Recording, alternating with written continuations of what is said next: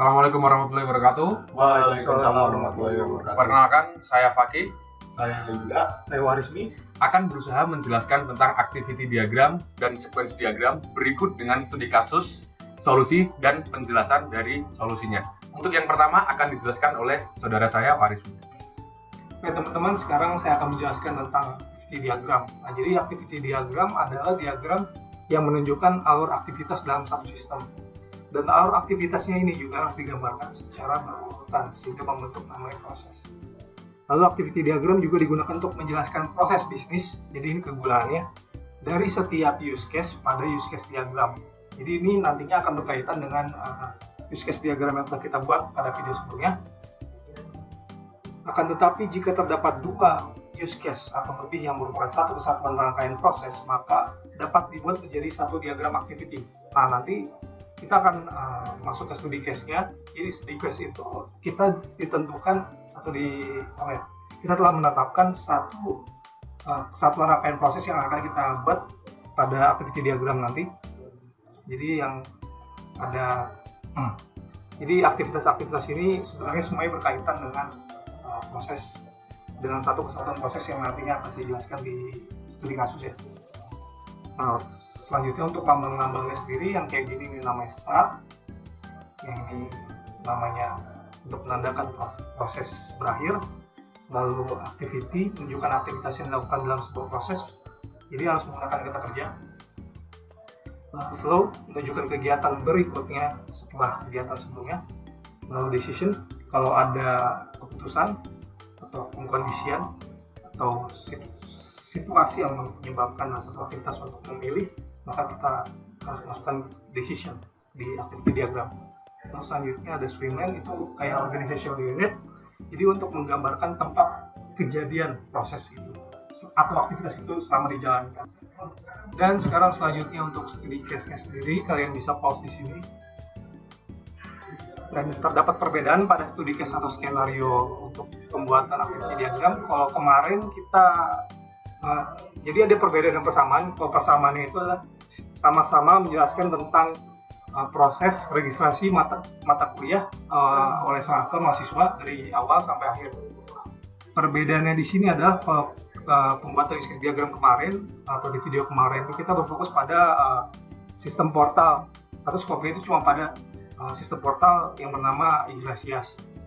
Kalau di sini kita mulai dari pembayarannya ke bank, ATM itu sampai sang mahasiswa ini beres melakukan cetak ASM, yaitu proses yang menandakan proses registrasi ini berakhir, itu akan dicakup di activity diagram ini. Oke, jadi berdasarkan studi case di atas, kita akan membuat activity diagram berdasarkan use case yang telah kita buat pada video sebelumnya.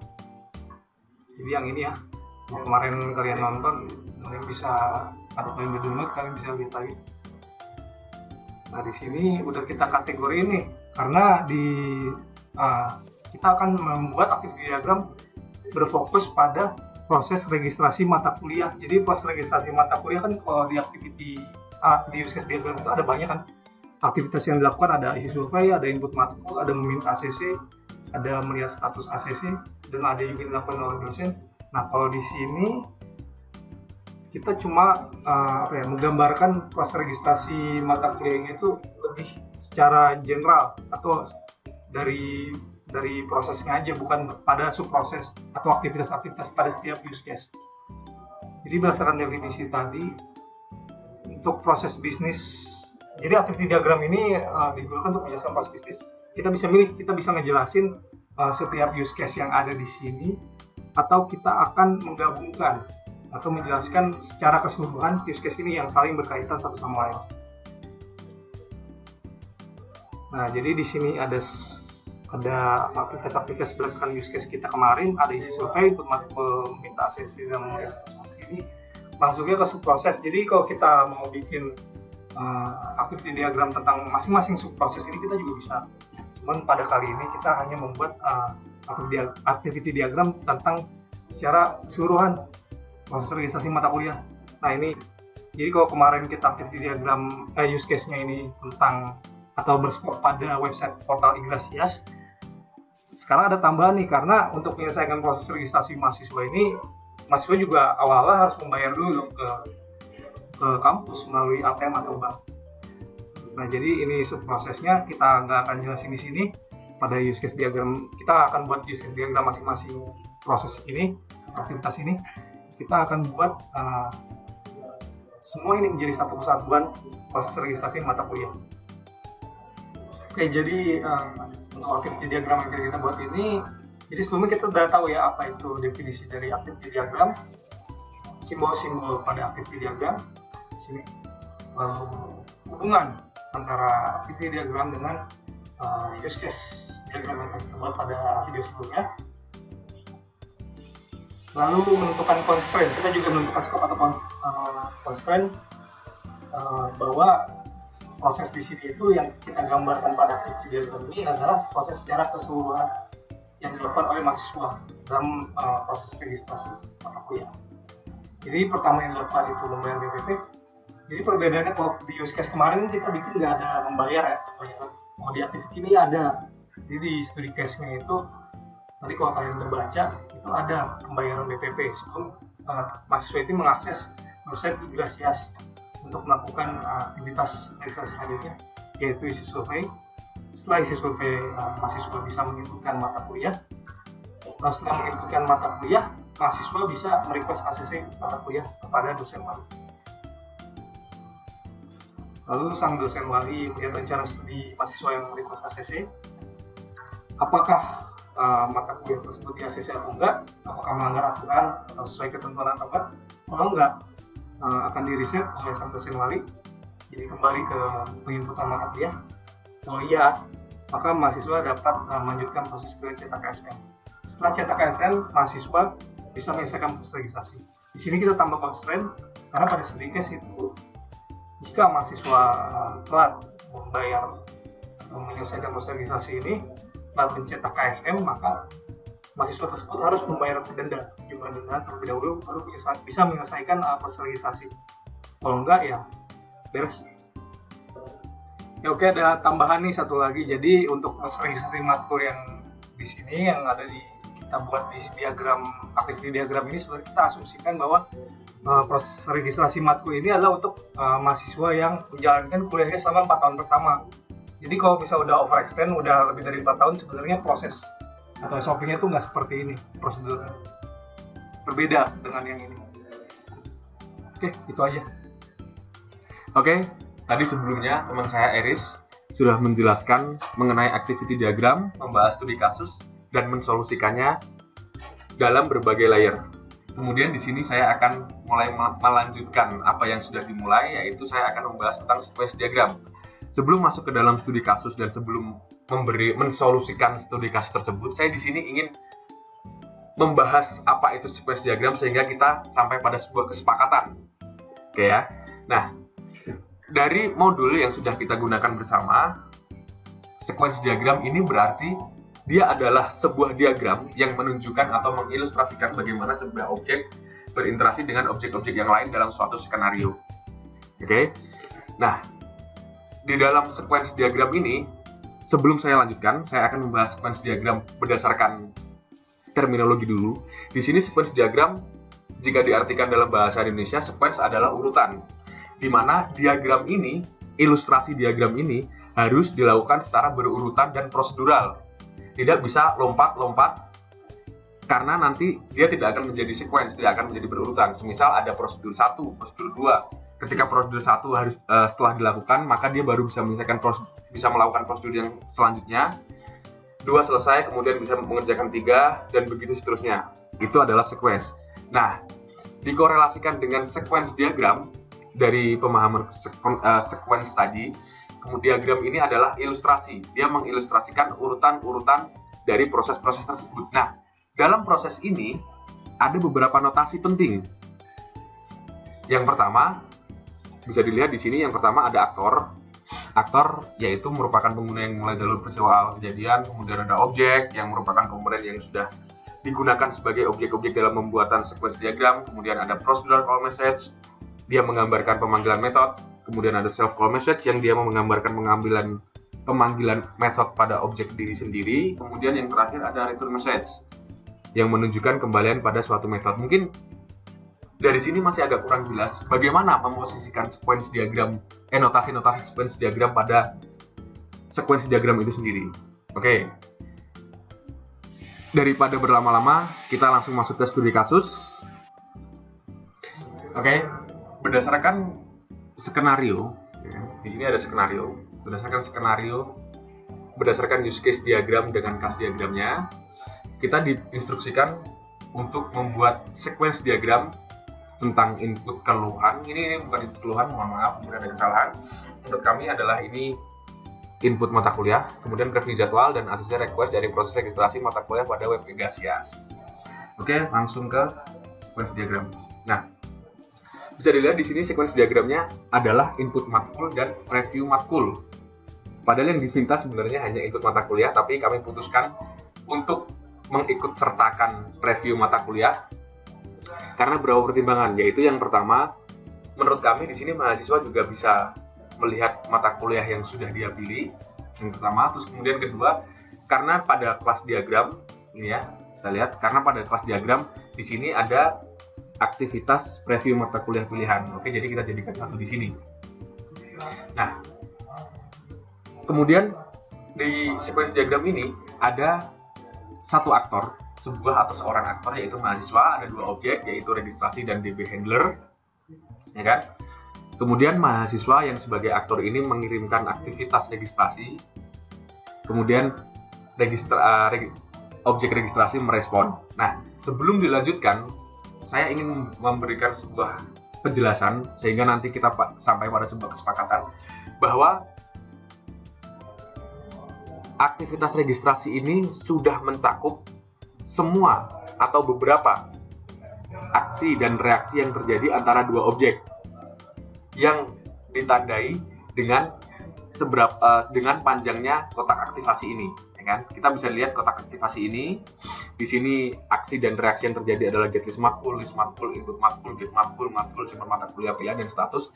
Semuanya sudah tercakup dalam aktivitas registrasi. Oke, kemudian saatnya untuk breakdown satu persatu. Di sini mahasiswa melakukan aktivitas registrasi, kemudian objek registrasi ini merespon, kemudian get list matkul dari DB handler, dia memanggil DB handler, kemudian DB handler menunjukkan atau memberikan list mata kuliah. Nah, list mata kuliah di sini adalah bukan pilihan-pilihan mata kuliah yang boleh dipilih, bukan. Tapi menurut asumsi kami, get list matkul di sini adalah mata kuliah yang boleh dan harus diambil. Jadi posisi get list matkul di sini adalah constraint, ya kan? Karena constraint. Oke, ketika list matkul ini, constraint ini sudah ada dalam objek registrasi ini, kemudian objek registrasi ini melakukan self call message, yaitu input matkul. Karena get list matkul tadi udah ada di sini, ya kan? Input matkul ini berarti dia sudah mengiyakan bahwa mahasiswa akan mengambil mata kuliah ini. Kemudian objek registrasi ini memanggil DB handler untuk memanggil DB handler untuk mendapatkan mata kuliah yang akan diambil. Kemudian DB handler menunjukkan mata kuliah yang sudah akan diambil. Oke. Kemudian objek registrasi ini menyimpan mata kuliah pilihan. Jadi mata kuliah yang sudah dipilih berdasarkan constraint ini, ya kan? Berdasarkan constraint ini kemudian disimpan di DB handler. Kemudian DB handler menunjukkan atau mengirimkan status bahwa mahasiswa ini sudah memilih mata kuliah pilihannya. Jadi status di sini ini bukan tidak langsung kemudian ditunjukkan kepada mahasiswa, tidak langsung bisa di-view, tapi ini sebagai pemenuhan algoritma untuk melakukan proses selanjutnya. Oke ya. Nah, proses selanjutnya itu apa? Proses selanjutnya adalah preview mata kuliah pilihan. Di mana di sini aktivitas preview mata kuliah pilihan. Kemudian objek registrasi melakukan aksi get matkul pilihan, ya kan? Jadi DB handler kemudian mengirimkan data, ya kan? Menunjukkan mata kuliah apa saja yang sudah diambil. Nah, data mata kuliah pilihan ini diambil dari proses ini, ya kan? karena tadi sudah menyimpan mata kuliah yang dipilih, sudah tersimpan di sini, maka di sini dia panggil lagi. Tadi udah ngambil apa aja nih? Tadi udah ngambil apa aja. Kemudian dia masuk ke objek registrasi. Kemudian di sini bisa dilihat ada self call message lagi. Objek registrasi sudah mendapatkan informasi mata kuliah apa saja yang diambil, ya kan? Mata kuliah apa saja yang dipilih. Namun informasi itu masih dalam bentuk yang kita mungkin tidak tahu karena masih dalam bahasa sistem. Tidak semua orang bisa membaca bahasa sistem. Oleh karena itu dibutuhkanlah di sini ada formatting data yang fungsinya, ya, dia mentranslasikan atau menerjemahkan bahasa yang sudah terdapat di sini, bahasa sistem, untuk menjadi bahasa yang lebih mudah dipahami, untuk bahasa yang sesuai dengan kapabilitas atau kemampuan pemahaman dari sang aktor. Setelah diformat, setelah bahasa yang agak rumit itu diformat, kemudian barulah dia bisa di-view atau bisa dibaca atau bisa ditampilkan kepada mahasiswa. Nah, di sini ya, ini outputnya yaitu mata kuliah pilihan. Mahasiswa udah tahu nih, oh mata kuliah saya yang saya ambil semester ini itu ada berapa dan apa saja. Nah, itu dia tadi sequence diagram input matkul yang telah dijelaskan oleh teman saya. Selanjutnya, saya akan menjelaskan mengenai preview jadwal. Sebelum saya menjelaskan preview jadwal, kita kembali ke skenario. Nah, di sini kami telah sepakat memberikan asumsi bahwa preview jadwal ini bukanlah include dari mahasiswa, akan tetapi dia extend dari input matkul. Saya ulangi, preview jadwal bukanlah include, akan tetapi dia extend dari input matkul. Nah, kita kembali lagi ke sini. Di sini terdapat aktor yaitu mahasiswa. Mahasiswa ini dia ingin melihat apakah pada saat dia menginput matkul, apakah jadwal mata kuliahnya terdapat bentrok atau tidak. Selanjutnya objek registrasi memanggil jadwal dari database handler dan kemudian dimasukkan kembali ke dalam objek registrasi masih dalam bahasa sistem. Nah, di sini fungsi formatting data dia menerjemahkan bahasa sistem tersebut agar dapat dilihat oleh mahasiswa. Nah, selanjutnya jadwal dapat dilihat oleh mahasiswa. Oke, di sini ada CC request di dalam sequence diagram dan di sini ada aktornya yaitu dosen wali yang akan memberikan ACC terhadap mahasiswa yang telah melakukan request ACC terhadap dosen wali. Nah, di sini terdapat objek registrasi yang memanggil list-list mahasiswa yang telah melakukan request ACC yang tersimpan di dalam database handler dan kemudian dimasukkan kembali ke dalam objek registrasi yang mana dosen wali dapat memilih mahasiswa mana yang akan di-ACC-nya. Nah, kemudian dosen wali ini melakukan peng-ACC-an request dari mahasiswa dan disimpan kembali ke dalam database handler sebagai bukti bahwa dosen wali telah melakukan proses peng-ACC-an mata kuliah yang telah dipilih oleh mahasiswa. Oke, kurang lebih seperti itu penjelasan kami mengenai activity dan sequence diagram. Jika ada kekurangan dan kesalahan, kami mohon maaf. Terima kasih, kami mohon undur diri. Assalamualaikum warahmatullahi wabarakatuh. Waalaikumsalam warahmatullahi wabarakatuh.